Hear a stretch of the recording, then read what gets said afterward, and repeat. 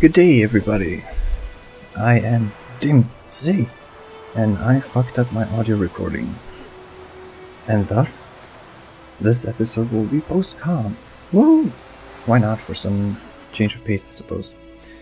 We are in this ransacked village rather than the spot where we left off last time, because I just did some points of interest in the vicinity, and then I just went to the ransacked village because I figured, hey, why not? Why not? I mean, might as well go here, considering that my plan was to go and kind of clean up all the points of interest surrounding this little village. Walking up north here and seeing a little kid next to a... We gotta go home. Oh man. Like this video if you cry every time. No, but seriously, we saw a little kid there with apparently a corpse that used to be, well, I mean, it's still his father, but I mean, you know, I guess it depends on your point of view, really. And oh my god, and here I get attacked from nowhere. I'm like, this is a bad habit of mine. I'm so into just lost your nerve. Appreciating and just loving every second of playing this game that whenever there's like a moment of like serious, like whenever there's like actual stuff happening that might actually endanger my little, you know, scenic tourist kind of pleasant viewing experience, I just don't even like notice it. Like, it's insane. I just get ambushed from nowhere from a bunch of wolves. Gotta pay attention, man. Gotta pay attention. I mean, it's all well and good to just like, you know, look around and enjoy the view, but hey, you can't always do that. You can't do that. You can't do that. You just can't. You can't do that all the time because we're in war-torn Temeria, goddammit, and danger lurks around every corner. We see here there's a little cart that seems to have been been ambushed by a couple of bandits, or as the bandits probably prefer to call themselves, the Temerian rebels. Probably they who nabbed the kid's dad as well. We see a couple of guys here. They're kind of their silhouettes are kind of obscured against the background, but you know, you can see them if you look. Oh god, I hate how they can like deflect every blow. That's insane. These common thugs, man, they're still expertly trained. Ooh, got that sweet the beauty. First I got that burning effect off on him, and then I managed to get a finisher off. Beautiful, beautiful. We dispatch these guys fairly simple. When you're ready for combat, you know, things usually flow a lot smoother rather than like that wolf ambush that came out of nowhere, where I was just caught completely off guard. And here I kind of walked around and I was like, I remember that there was something down there. Just, you know, a faint memory from my first playthrough, which that was like a year ago. It's insane, but I just remember vaguely that there was something under that bridge in that little like small like canyon valley. No, small valley. No, but like, you know, a little crack in the ground there. I was fairly positive that there was something there, and you know, I'm not gonna spoil the outcome. Not that there's anything to spoil. But you know, I want to keep you on your tippy toes. I want to keep the suspense alive, just in case you know, maybe there's somebody out there wondering, hey, is there something down there for real? Maybe, we'll see. Fall damage in this game is pretty righteous. Don't underestimate that. Don't underestimate the fall damage in this game at all. That little jump that I just did is enough to kill me. It didn't, but it could. And you know, a lot of people already comment on, you know, us being this bad as Witcher, being all mutated, having all these mutations and stuff, having superhuman reflexes, agility, strength, and yet a simple fall can kill us. Man, nerf the fall damage, man. It's real. The struggle is real. We need a silver cat ring in this game. That's what we need. We need some kind of like, I don't know, some kind of like medallion slot or something, where we can put in a gem in our medallion, and that can make it maybe like give us some special attributes or special abilities. I don't know. Not that the whole like fall damage thing is like a huge problem or anything. Actually, it's I guess the problem isn't really that there's fall damage, but rather that it can be somewhat vague at what distances you're safe to fall and what distance it will just outright kill you. Especially considering that you can actually slide on like slopes, so that also kind of creates this kind of like feeling of like, can I do this or not? Can I pull this jump off, this fall off without dying or not? And I try to kind of jump up there because I want to get to this to these ruins up here. We saw that one guy standing with like a monocular or something, spying on the road. And when I say spying, I don't mean like being a secret agent or anything. Well, it could be, I suppose, but I meant it more like he's just watching the road, looking for any, I suppose, any travelers, any refugees maybe, passing through. They maybe are looking for some people to rob. We saw 2 corpses just outside, just underneath these ruins, so yeah, really cool kind of, really cool level design just in general, kind of tying all the pieces together and kind of dropping these hints here and there, kind of reinforcing the overall theme of the area, or just telling a subtle story using kind of, you know, mise-en-scène, rather than just oh, pulled off an Igni. I didn't switch back to Quen after getting that oh my god, that rend almost got him, but what a pathetic fall. That was ridiculous. And somehow, wow, the reflexes on that. I don't want to beat that guy, but I think, you know, playing at 30 FPS kind of messes up with my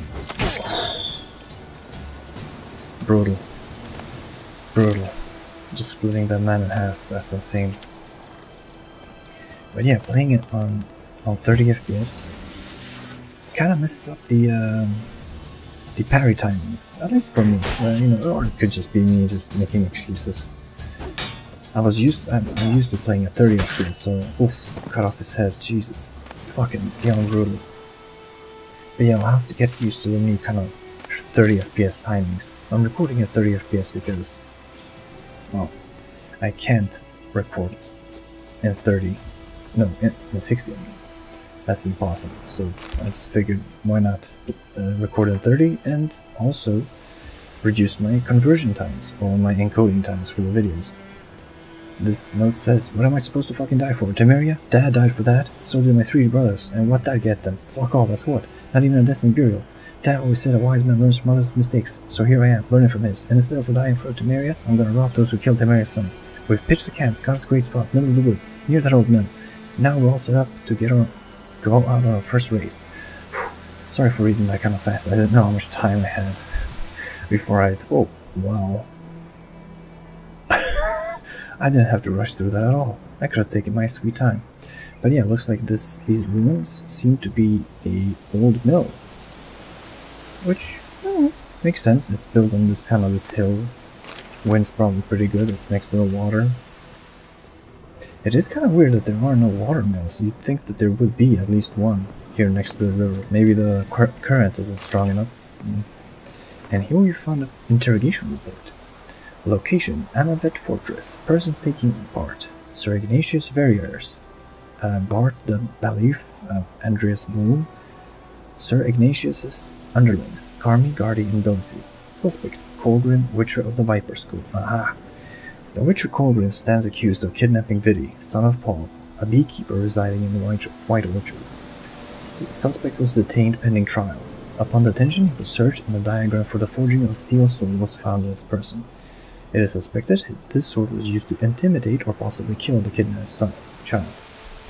It is likewise suspected that the accused possesses other such diagrams for the forging of death-dealing implements, though none have been found to date. Sir Ignatius has requested the Witcher undergo preliminary interrogation with the application of torture. This will take place once a torture with the proper qualifications has been found. Nothing less than the best suffices. That's the mentality I have. Addendum. It was later discovered drowners were responsible for the boy's disappearance. Unfortunately, Colgrim died before this information reached the investigators, for rather than face the Baronet's judgment, he chose trial by ordeal. Sir Ignatius agreed and ordered he cleanse the Verriers' family crypt of spectres. Colgrim never emerged from said crypt. It is highly likely the motley wraiths, spectres, and evil powers residing therein proved too much for him. Okay, so now we know. Now we know there was a Witcher with the School of the Viper here before us. We heard the ladies, I guess, the women who were like washing, doing the laundry, I suppose. Not sure, but they were like sitting around and gossiping and talking about Vidi, who they said was the son of the smith, I think. Here we find out that no, Vidi was the son of a beekeeper, and they were talking about other kind of facts and just gossiping, I guess. But what's really interesting is that they were not omniscient. They did not have kind of the all-knowing information about this universe, about the world. They did not, in fact, know exactly what had happened, but rather they're just like, sharing kind of rumors and kind of speculating on what really happened. Which is really cool, which is really fantastic. I really love that. That really adds that kind of special extra layer of depth to every quest, basically, to every character, because now we know they've kind of set it up for the rest of the game that all the characters in this game are not omniscient, which means that their motivations could be based on false information, false ideas, false conceptions of what's going on. People could be wrong, so could we, and that really adds so much to this kind of, Witcher storytelling, getting across this kind of, kind of portraying this bleak, uncertain world. And I think that really adds so much to that, being kind of, whenever you do a quest, you kind of don't know now, who's lying, who's telling the truth, because even the characters who gave you the quest, or who are in any way involved in the quest, could be, not maybe, intentionally trying to bullshit you, or trying to manipulate you, or deceive you, but they just don't know any more than you do. And I just love that. That's such a great detail. And here we're walking next to this beach, fighting a bunch of drowners. We're looking for that treasure, the note that was in the battlefield. The note mentioned there was some kind of treasure buried at the beach. And we're walking here and we see a lot of blood, a lot of corpses, almost as if somebody has been here before us. We see these drowners, they're diving in the water. That's a skill they have, actually. They can dive in water and kind of pop up somewhere else. Blah. Unfortunately, it seems that the AI is kind of glitchy here, because we're standing on the shore, so that kind of messes them up. So we're engaging, getting a nice counterattack, sweet. you can't counterattack them when they're doing that lunge. You saw that? When they're doing that lunge, you can't do the counterattack. So you kind of have to stand close to them if you want to do that. Cutting down 2 of them, no problem, no problem. But these 2 others, oop, there you see, I tried to counterattack, but they just broke my thumb instead because, oh, that was just a missed time on the bench. Once again, you can't counterattack that. You gotta stand close to them, and then bait the attack, like this. Like that, baby. Oof. Took off his head clean off. My god. I've decapitated several of these guys. Oof. Geralt, you're on fire. But yeah, here we see a couple of corpses. And what looks to be shovels. And 2 chests. Very interesting. Very, very interesting. It seems that but this is where kind of the details are kind of murky. The note that we found on the battlefield, maybe it was, you know, his cousin or something that kind of sent that note to the guy who died on the battlefield, and maybe the cousin who sent the letter just didn't have any more patience to wait anymore, and came down to the beach with a couple of his friends to dig up the treasure without him. Unfortunately for them, whilst they did bury the treasure in a pretty safe spot, I'd say, what they didn't expect were all these drowners. And so when they came down here, they were pretty much just ambushed and just slaughtered. They did put up a pretty decent fight though. I mean, they did take out like a couple, I think. Maybe the cousin came down here to just, you know, he didn't have any more patience to wait for his fellow compatriot friend. No, I don't think he's a friend. The letter mentioned that they're family members. So yeah, maybe the cousin just couldn't wait anymore. I'm calling him cousin. I don't have any basis for that, but you know, just to simplify things, you know. But yeah, I guess he just didn't have any more patience. He came down here with a couple of his friends to dig up the treasure and hopefully make it out safely. Unfortunately, it didn't end so well for them. And now we're just taking in that beautiful view. God, it's so beautiful. I know. I think I've said that multiple times in every video now. But I don't know. I'm so in love with this game. And just the atmosphere that they've managed to build. And the attention to detail. I mean, fuck, man. This is an open world game, yet every single road, every like little worn up path in the woods, every tree, every bush, every bridge that exists in this game feels alive and lived in, and somehow feels like it has a history behind it. It feels like there was a level designer designing each like little tiny like part of the region with the same attention to detail and the same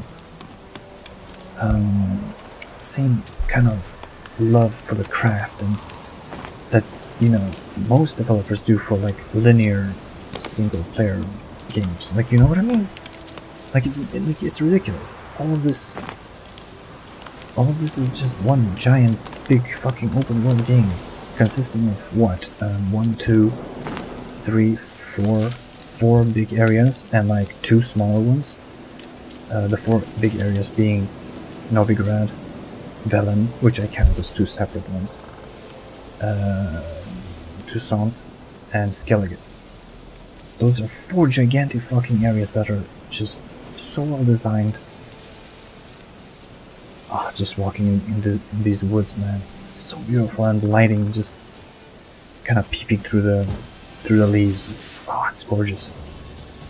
Well, we found a bandit camp, it seems.